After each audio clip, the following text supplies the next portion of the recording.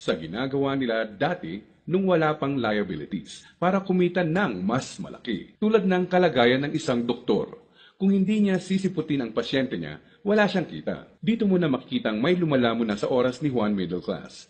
May mga celebrations sa family at friends ang di na niya ma-attendan. Kaliwat ka ng stress na ang kapalit ng upgraded lifestyle ni Middle Class 1. Para sa kayod kalabaw na discarding to, gugustuhin niya ng reward, tama? Kaya mas madalas na siyang mag-taxi, kahit pwede namang mag-jeep. Starbucks coffee na, dati okay na ang 3-in-1. Sa restaurant na mas madalas kakain, kahit pwede namang sa bahay. Ilang halimbawa lang ito. Sa oras na maisip ni Juan Middle Class na magnegosyo, ang kita niyang pangpupuhunan sana, pambayad sa liabilities na pupunta.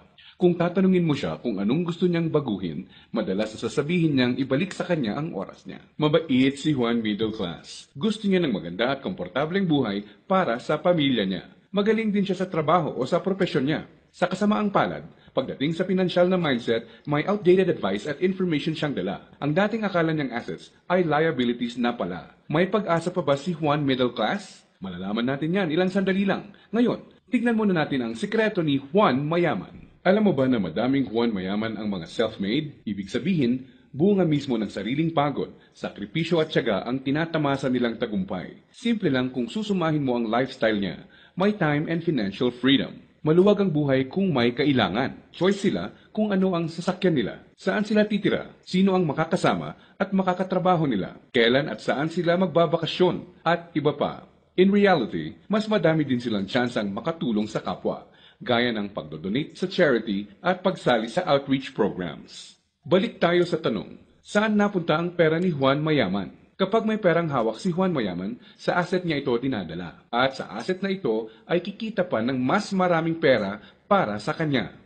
At ano naman ang gagawin niya sa bagong kitang ito? Tama ka, i-invest ulit niya sa ibang asset pa.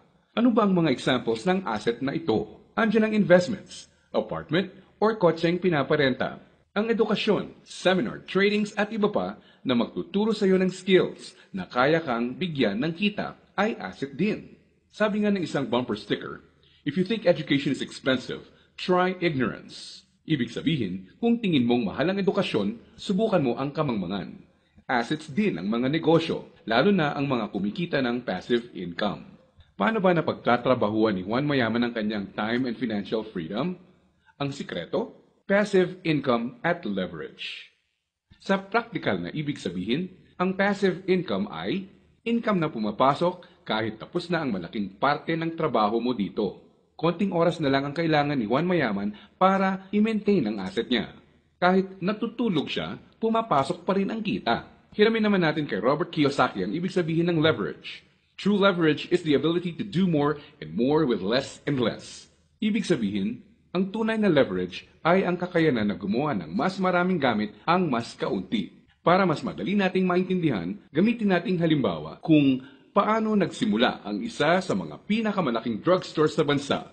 Marami ang nasira noong World War II. Pagkatapos nito, kinailangang mag-rebuild ng mga tao. Dito na papasok si Mariano K. Napansin niya ang mga demand sa isang uri ng antibiotic na tinatawag na sulfa drugs. Paano niya nalaman? Ginamit niya bilang leverage ang natutunan niya bilang empleyado sa isang drugstore bago pumutok ang World War II. Nung mga panahon noon na nagsisimula ulit ang lahat at kahit naman ngayon, ang taong may enough information kesa sa iba ay nakakalamang.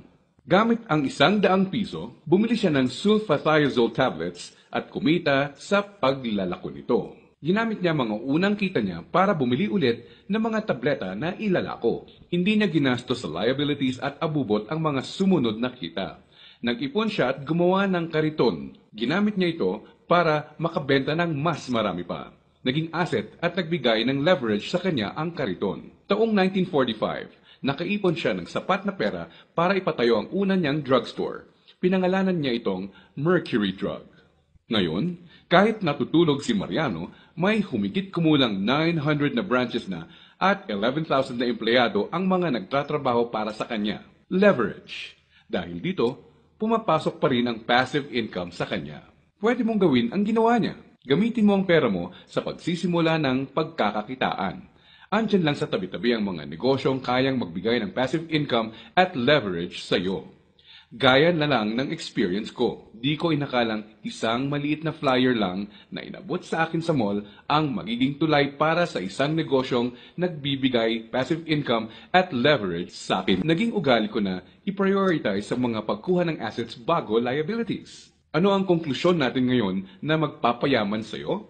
Intindihin mo to, hindi lang ang pagkakaroon ng pera ang nagpapayaman sa tao. Para hindi ka matulad sa 70% ng lotto winners na lalong nagiging mahirap dahil sa maling diskarte sa pera. Dapat, alam mo kung paano at saan gagamitin ang pera pag nagkaroon ka nito. Dahil sa internet, mas madali nang maghanap ng negosyong simulan sa maliit na capital at pwedeng palaguin para bigyan ka ng passive income at leverage. Ang importante, kailangan mo silang hanapin. Kailangan mong maging open para tumingin-tingin at kumuha ng idea at pag nakakita ka, pag-aralan at i-research mo to. Nandyan lang sila. Kailangan mo lang bigyan ng chance ang sarili mo na maging in the know. Ibig sabihin, kapag andyan na ang pagkakataon sa harap mo, alam mong di mo dapat palagpasin to. At sa pagkakakitaang papasukin mo, ipunin mo lang ang income mo. Gamitin mo to para palaguin pa ang assets mo hanggang ang kita ng assets at negosyo mo kahit di mo na directly pinatatakbo, ay nagbabayad ng bakasyon, gadgets, kotse, at bahay ng pamilya mo. Gaya ng mga self-made na Juan Mayaman, kaya mo itong simulan. So, si Juan Mahirap, unang binibili ay ang mga abubot. Si Juan Middle Class, unang binibili ay liabilities. At si Juan Mayaman naman, unang binibili ay assets.